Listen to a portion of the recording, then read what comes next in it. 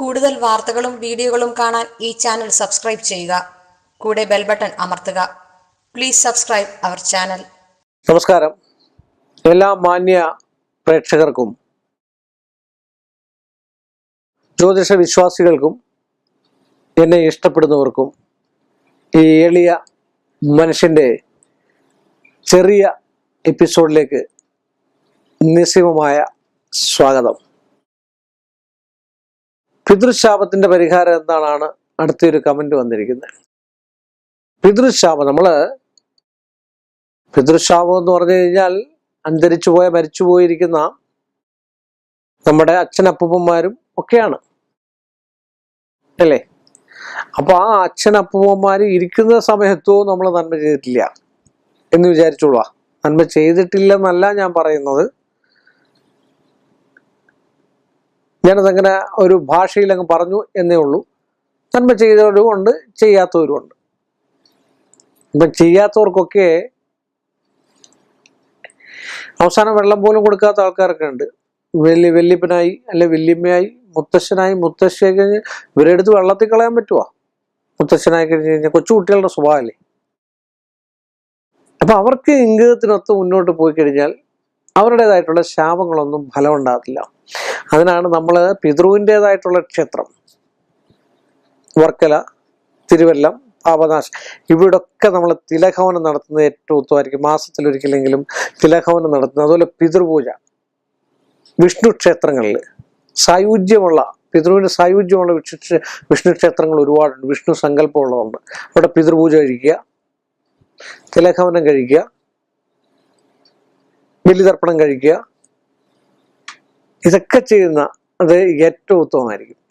കാര്യം പിതൃവിൻ്റെ ആയിട്ടുള്ള ദുരിതങ്ങളും ദോഷങ്ങളും ഒക്കെ ഉണ്ട്. ഒരുപാട് വിഷയങ്ങൾ ആ കുടുംബത്തിലുണ്ടാകുന്ന ധനസംബന്ധമായിട്ടുള്ള വിഷയം, തൊഴിൽ സംബന്ധമായിട്ടുള്ള വിഷയം, സന്താനങ്ങൾ തമ്മിൽ അന്യോന്യം പരസ്പര വിദ്വേഷ കാര്യങ്ങളുള്ള വിഷയം, മാത്സര്യം, ഇതൊക്കെ ഉണ്ടാകുന്നതായിട്ടുള്ള ഒരവസ്ഥയാണ് പിതൃദോഷമോ പിതൃശാപങ്ങളോ ഒക്കെ ഏറ്റിട്ടുണ്ടെങ്കിൽ. പിന്നെ പിതൃശാപങ്ങളും മറ്റ് വിഷയങ്ങളും പറയുന്നുണ്ട്. വസ്ത്രദ്രവ്യദാനവും അന്നദാനവും ഒക്കെ നടത്തി കഴിഞ്ഞു കഴിഞ്ഞാൽ ഏറ്റവും ഉത്തമമായിരിക്കും എന്നാണ് പറയുന്നത്. എന്തിന് നമ്മൾ പിതൃ ഇരിക്കുമ്പോൾ തന്നെ അല്ല അച്ഛനപ്പൂപ്പന്മാർ ഇരിക്കുമ്പോൾ തന്നെ നന്മയായിട്ട് അവരെ ഒന്ന് നോക്കിയാൽ പോരെ. എല്ലാവരും അച്ഛനും അപ്പൂപ്പന്മാരും ഒക്കെ ആവും. ചില ആൾക്കാർ ആവത്തില്ലായിരിക്കും. മധ്യവയസ്സ് കൊണ്ട് മരണപ്പെടുന്ന ആൾക്കാരുണ്ട് അല്ലേ. ചില ആൾക്കാർക്ക് ദീർഘായുസുള്ളതായിരിക്കാം, ചില ആൾക്കാർക്ക് മധ്യായുസുള്ളതായിരിക്കാം. എങ്ങനെയൊക്കെയാണ് നമ്മൾ വരുന്നതെന്ന് അറിയാൻ പറ്റത്തില്ല. അപ്പൊ ആ സമയത്തൊക്കെ ഒരു അല്പം ഒന്ന് നമ്മൾ ശ്രദ്ധിച്ചാൽ, ഇവരെയൊക്കെ ഒന്ന് കണ്ടറിഞ്ഞാൽ, സ്നേഹത്തോട് ഒരു നേരത്തെ അന്നമെങ്കിലും കൊടുത്തു കഴിഞ്ഞാൽ അവർക്ക് ഏറ്റവും ഫലമേ ഉണ്ടാകത്തുള്ളൂ. അവരുടെ സന്താനം വെച്ചാൽ ഒരു കാര്യമുണ്ട്, ബൈബിളിൽ പോലും പറയുന്നുണ്ട്, അച്ഛനെയോ അമ്മയോ നിന്ദിക്കുന്നവരെ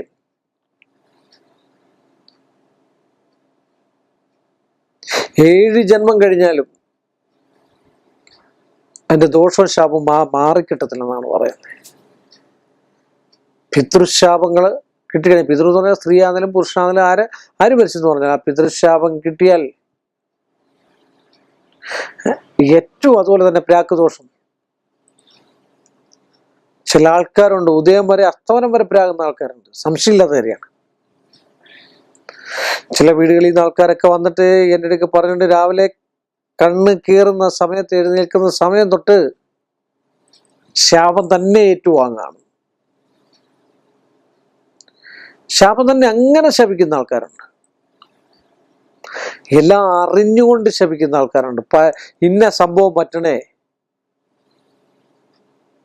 അല്ലെ മരണം വരെ ആഗ്രഹിച്ച് ശപിക്കുന്ന ആൾക്കാരുണ്ട്.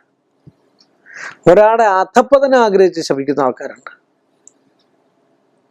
സ്വന്തം രക്തത്തിലും സ്വന്തം ബന്ധത്തിലും സ്വന്തം ഭർത്താവിൽ നിന്നും ഭാര്യയിൽ നിന്നും ഒക്കെയല്ലേ. പുരുഷന്മാരും ഉണ്ട്, മോശമൊന്നുമല്ല. അവര് നല്ല രീതിയിൽ ചില സമയത്ത് പ്രാക്ക് ദോഷം എന്ന് പറയും. എന്ന് പറഞ്ഞ പോലെ നമ്മൾ ഈ പിതൃദോഷത്തിന്റെ കാര്യമാണ് പറഞ്ഞത്. അപ്പൊ അവരുടെ ദോഷവും ദുരിതവും ഒന്നും നമുക്ക് ഏൽക്കാതിരിക്കാന് അവർക്ക് ഇംഗിതത്തിനൊത്ത് കൊച്ചുകുട്ടികളുടെ സ്വഭാവമായിരിക്കാം. അങ്ങേ വീട്ടിൽ ചെന്ന് ഇങ്ങേ വീട്ടിൽ അങ്ങേ വീട്ടിൽ ചെന്ന് പറഞ്ഞു, അങ്ങേ വീട്ടിൽ അങ്ങനെയൊക്കെയുള്ള സ്വഭാവങ്ങൾ ഉണ്ടായിരിക്കാം. അതിനേനുപരി അവരെ ഒന്ന് സ്നേഹിച്ചെണ്ടാൽ മതി. ഇത്രയ്ക്ക് കാര്യമുള്ളൂ. ഇച്ചിരി നല്ല ഭക്ഷണം കൊടുക്കുക, ഇത്ര നല്ല വസ്ത്രം കൊടുക്കുക, എന്നിട്ടും പോകുന്നവരുണ്ട്. അത് നമ്മൾ എന്ത് ചെയ്യണം, അങ്ങ് ക്ഷമിക്കുക. അല്ലാതെ ഇപ്പം വേറെ ഒന്നും അതിനകത്ത് വലിയ കാര്യങ്ങളൊന്നും ഇല്ല. അപ്പോൾ അതുകൊണ്ട് ക്ഷമിച്ചൊക്കെ നിന്ന് നമ്മളുടെ ജീവിതം എന്ന് പറഞ്ഞാൽ ക്ഷമിക്കുകയും സഹിക്കുകയൊക്കെ ചെയ്യുമ്പോഴാണ് ഒരു ജീവിതം സാഫല്യമാകുന്നത്.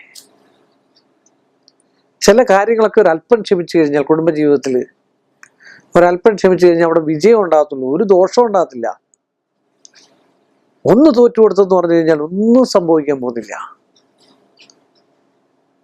ചില നന്മയ്ക്ക് വേണ്ടിയൊക്കെ ഒരു തോൽവി നല്ലതാ, ഏറ്റവും നല്ലതാ. അതുകൊണ്ട് ഇത്രയും പറഞ്ഞുകൊണ്ട് ഈ എളിയ മനുഷ്യന്റെ ഈ ചെറിയ എപ്പിസോഡ് ഇവിടെ അവസാനിപ്പിക്കുന്നു. വീണ്ടും നമ്മൾ തമ്മിൽ കാണുന്നത് വരെ എല്ലാ മാന്യ പ്രേക്ഷകർക്കും എൻ്റെ നിസ്സയവുമായ നന്ദിയും കടപ്പാടും. കൂടുതൽ വാർത്തകളും വീഡിയോകളും കാണാൻ ഈ ചാനൽ സബ്സ്ക്രൈബ് ചെയ്യുക. കൂടെ ബെൽ ബട്ടൺ അമർത്തുക. Please subscribe our channel.